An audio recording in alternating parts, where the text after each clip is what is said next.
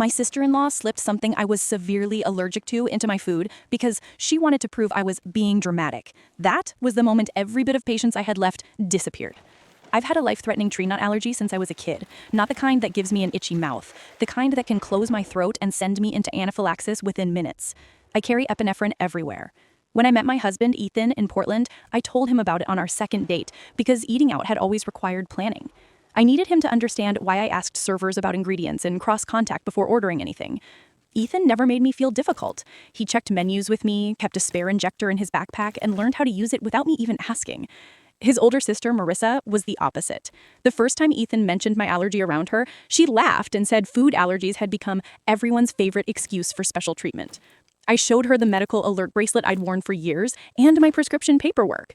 She shrugged and said doctors would diagnose anything if patients kept paying them. Family dinners became exhausting almost immediately. Marissa loved hosting, and somehow every meal seemed to include something I couldn't safely eat. One night, it was pesto covered in chopped walnuts. Another time, she put almond crust on the chicken and acted offended when I wouldn't touch it. She would sigh and say, "I forgot about your allergy again," as if remembering whether a guest could stop breathing was an impossible burden. Ethan started bringing a sealed meal for me whenever we went to her place. That only made things worse. Marissa complained that bringing outside food to her table was disrespectful and started telling relatives I was using my allergy to control Ethan.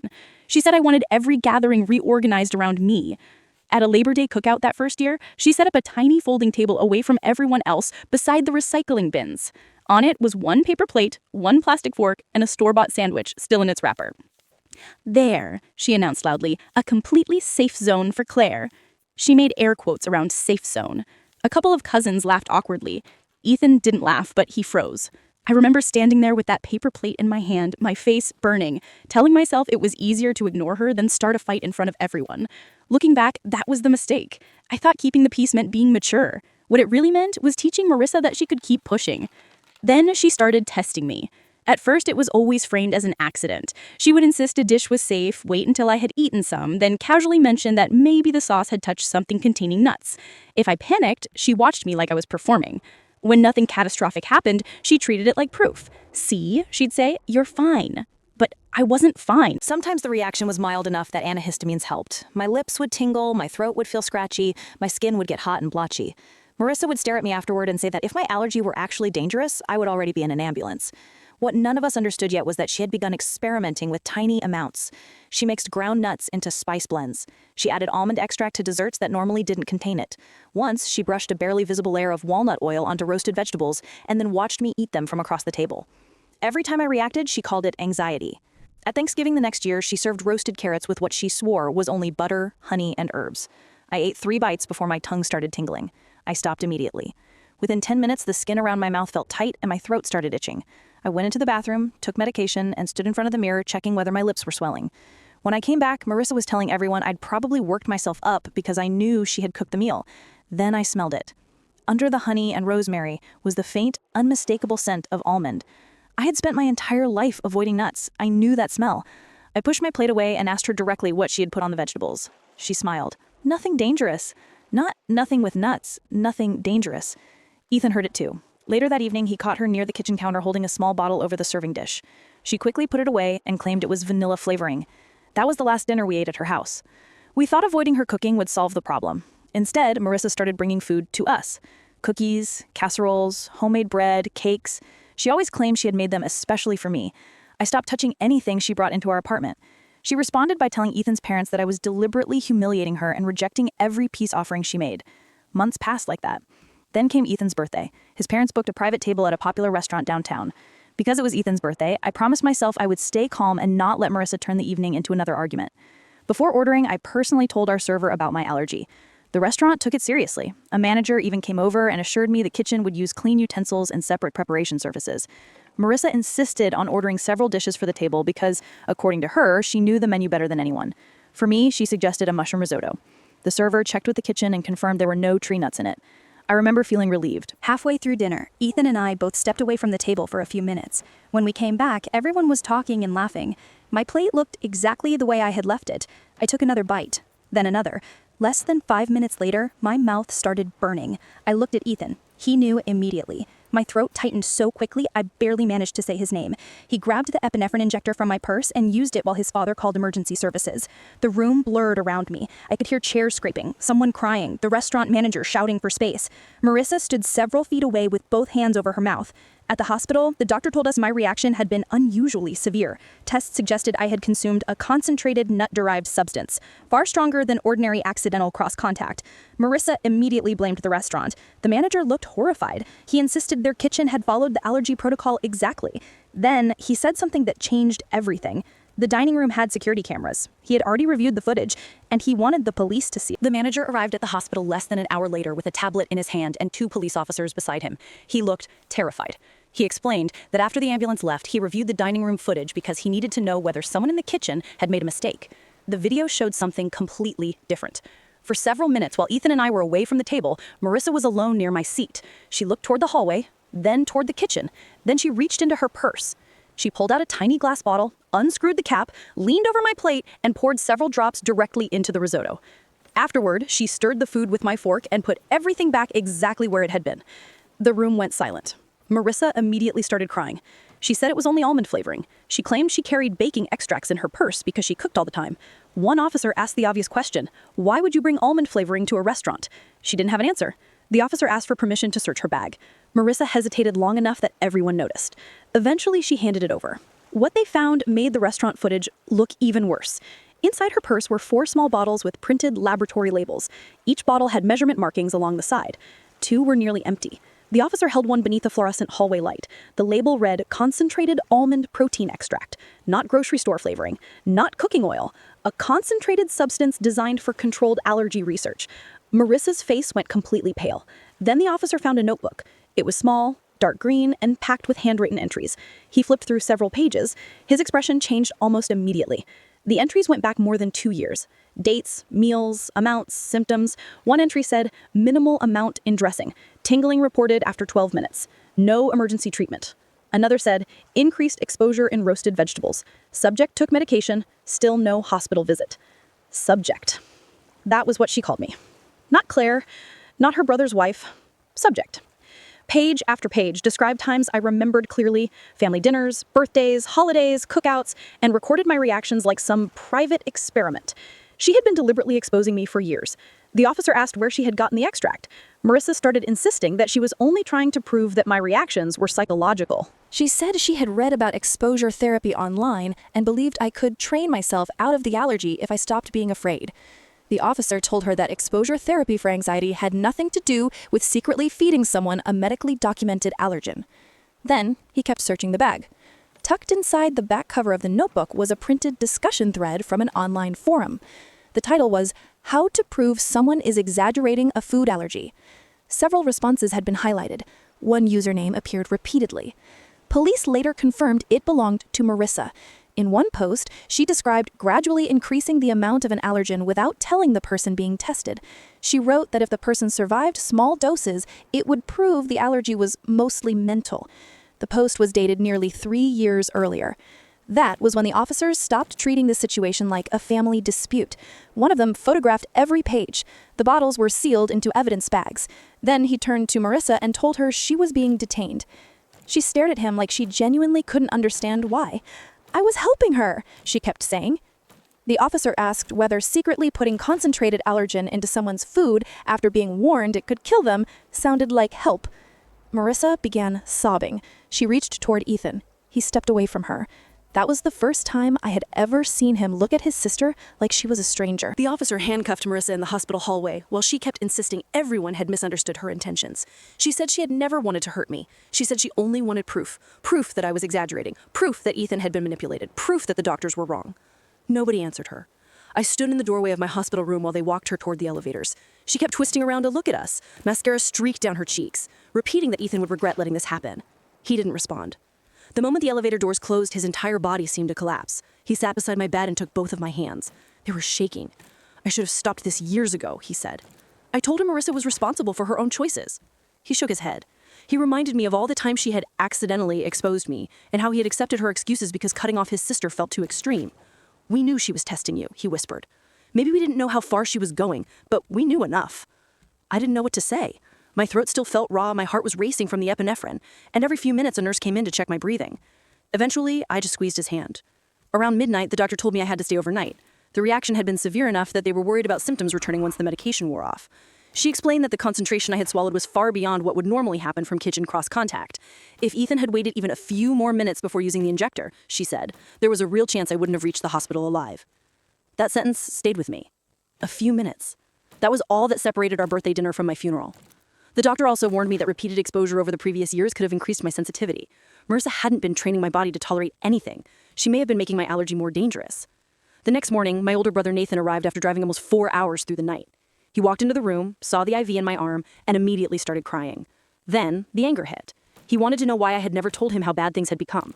I admitted that I had downplayed everything because I didn't want to cause a permanent fight between Ethan and his family. Nathan stared at me for several seconds. "You almost died because everyone was trying to keep things comfortable," he said. It hurt because he was right. For years, I had confused silence with peace. 3 days after I was discharged, a prosecutor named Rachel Mercer called us. She asked Ethan and me to come to her office. When we arrived, the evidence was spread across a long conference table. The notebook, photos of the bottles, still images from the restaurant cameras, copies of Marissa's online posts. Rachel said the police had already obtained a warrant for Marissa's phone and computer.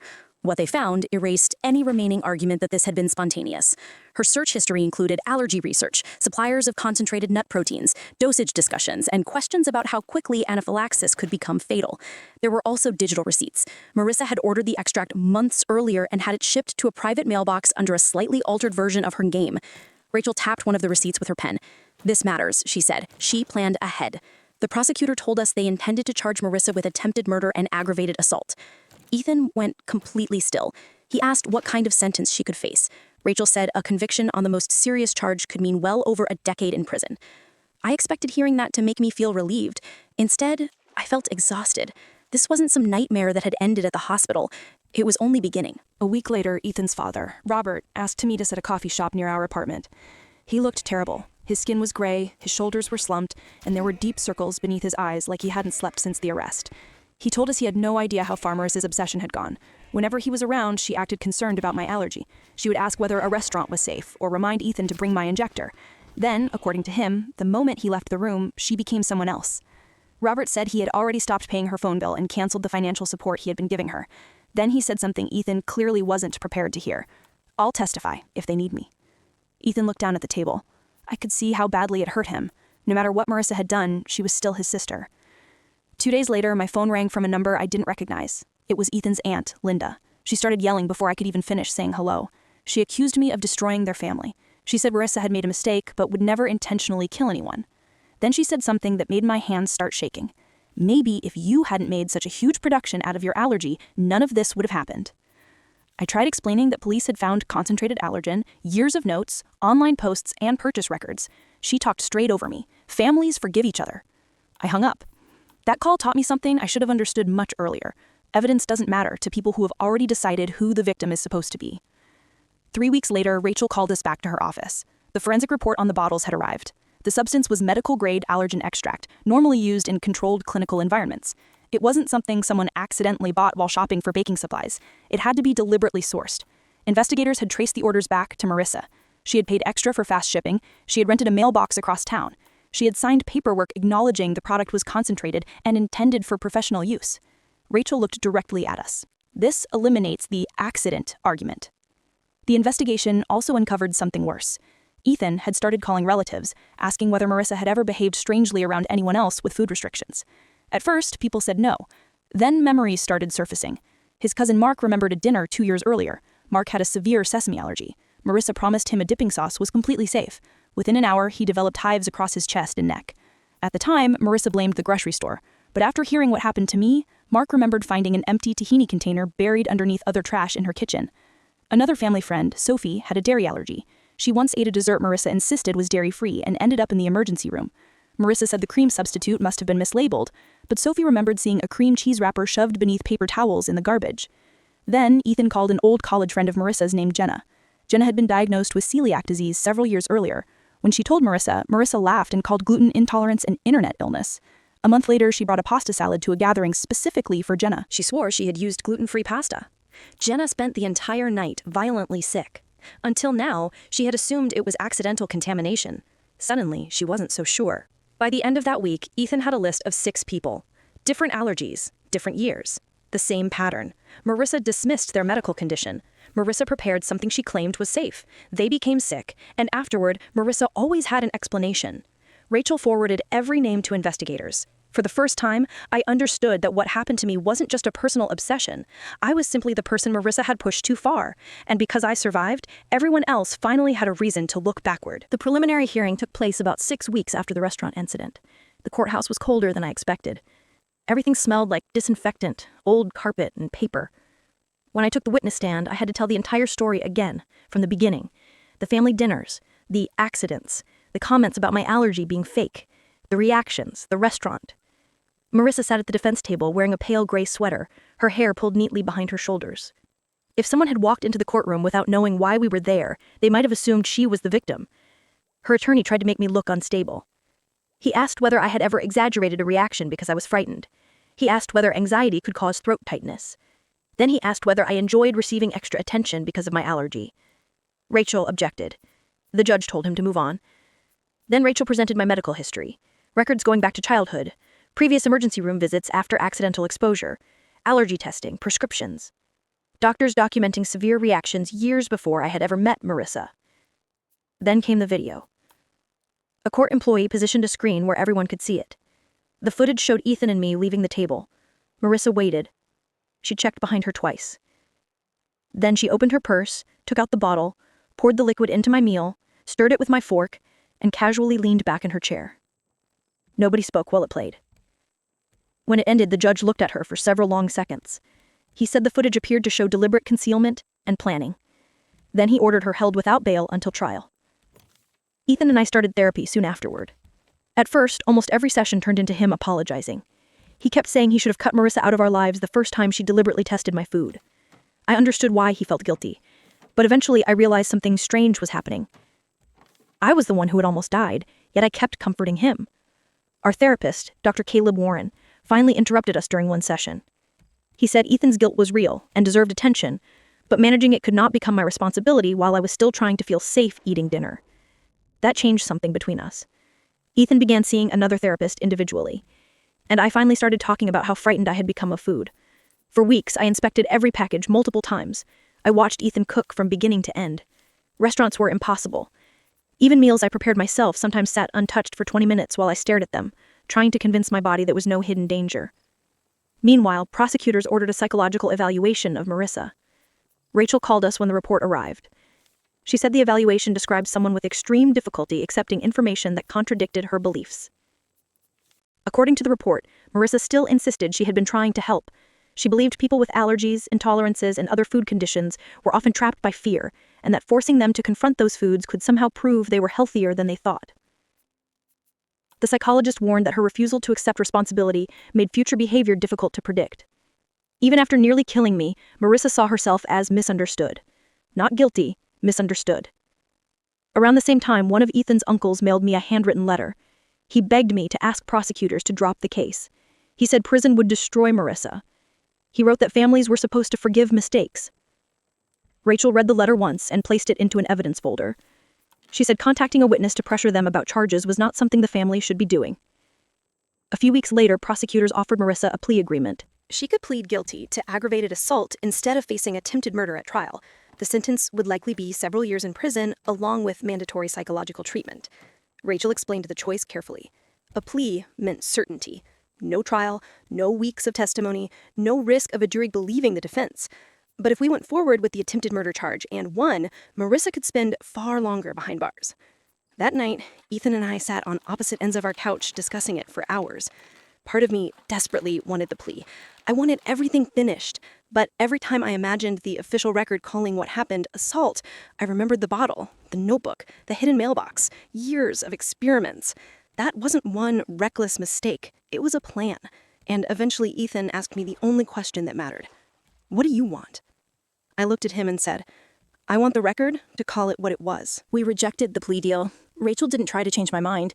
She simply nodded, closed the folder in front of her, and said they would prepare for trial. A few days later, I attended a meeting arranged for people connected to the case. That was where I met 2 other women investigators believed Marissa had deliberately exposed to foods that made them sick. One was a woman named Talia with a severe peanut allergy. Years earlier, she had ended up in the emergency room after eating food at a family gathering Marissa had repeatedly promised was safe. The second woman, Emily, had celiac disease. She described spending nearly 3 days sick after a holiday dinner Marissa had personally assured her contained no gluten. Both women had believed their reactions were accidents, until they heard about me, until they learned about the notebook, until they discovered Marissa had been keeping records. All three of us agreed to testify. Rachel said the pattern mattered because the defense wanted to portray the restaurant incident as one terrible misunderstanding. 6 different people becoming sick after Marissa questioned their medical conditions made that explanation much harder to believe. The trial began on a rainy Monday in October. It lasted almost 2 weeks. Doctors testified about my allergy and explained how quickly anaphylaxis could become fatal. The restaurant manager described their allergy procedures and confirmed that my meal had left the kitchen completely safe. Then the security footage played again. Watching it in court was somehow worse than seeing it at the hospital. This time I knew exactly what was inside that little bottle. I watched Marissa glance around before pouring it into my food. I watched her use my own fork to mix it in. Then I watched myself return to the table minutes later, completely unaware. Talia testified next. She described Marissa mocking people who were too precious about ingredients before serving her a supposedly safe meal that sent her to the hospital. Emily described nearly the same pattern. Then Jenna testified about the pasta salad Marissa had promised was gluten-free. One story might have sounded like an accident. 4 stories didn't. The prosecution also brought in a financial investigator. He showed the jury records from the private mailbox Marissa had rented. Then he displayed receipts for the allergen extract. The name on the orders was slightly misspelled, but the payment information traced directly back to her bank account. Delivery dates matched entries in her notebook almost perfectly. One shipment arrived 4 days before Thanksgiving. Another arrived shortly before Ethan's birthday dinner. Rachel put both timelines on a large screen, side by side. You could see the pattern without anyone explaining it. The defense argued Marissa had genuinely believed she was helping people. Her attorney said she never understood that the allergy could actually kill me. Rachel responded by reading one of Marissa's own search queries out loud. How much allergen can cause fatal anaphylaxis? That destroyed the argument. The jury began deliberating on Thursday afternoon. 6 hours later, we were called back into the courtroom. I remember staring at the floor because I was too afraid to look at Marissa. The 4-person stood. The clerk asked for the verdict. Guilty of attempted murder. For a second, nobody moved. Ethan grabbed my hand so tightly it hurt.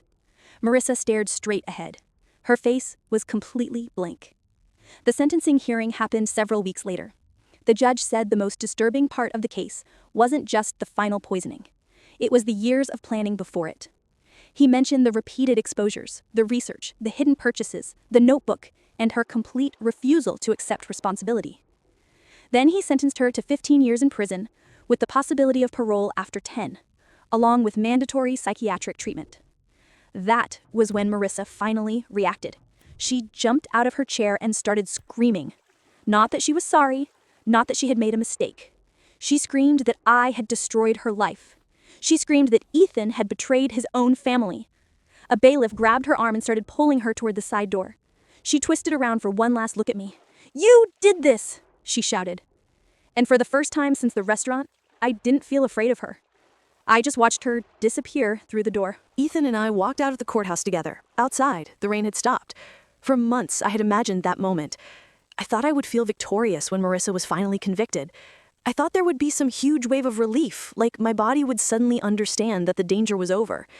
Instead, I mostly felt tired, not disappointed, just empty.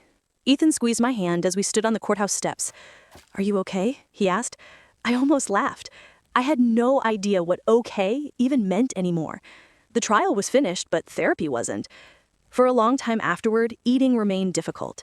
I could prepare an entire meal myself, check every label twice, clean the counters, and still hesitate before taking the first bite. Dr. Warren kept reminding me that recovery didn't mean forcing myself to act like nothing had happened. It meant slowly teaching my brain that the threat wasn't everywhere. So that's what I did. I started small. Meals cooked by Ethan. Then, meals at my brother Nathan's house.